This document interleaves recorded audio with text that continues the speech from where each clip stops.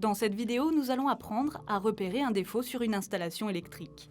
Un défaut sur une installation électrique se manifeste par une coupure de courant localisée ou généralisée grâce au système de protection dans le tableau électrique.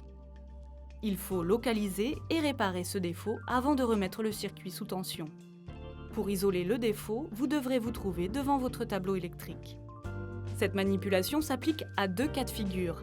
Un cas qui touche la protection différentielle et donc provoque une coupure de courant généralisée. Un cas qui touche la protection contre les surcharges et les courts-circuits et donc provoque une coupure localisée sur un circuit.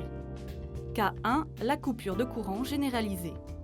La protection différentielle dans le tableau électrique sert à protéger l'utilisateur d'un contact dangereux avec un conducteur sous tension. En cas de défaut, le levier de la protection sera en position basse.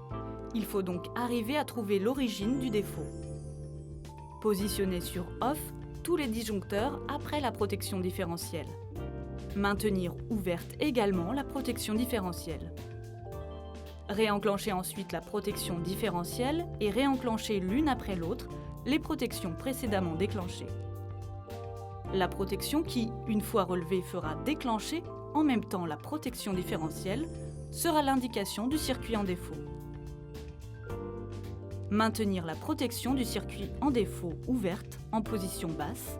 Réenclencher la protection différentielle et les autres protections restées basses pour pouvoir utiliser le reste de l'installation saine.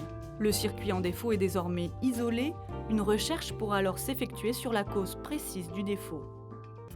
Cas 2, la coupure localisée.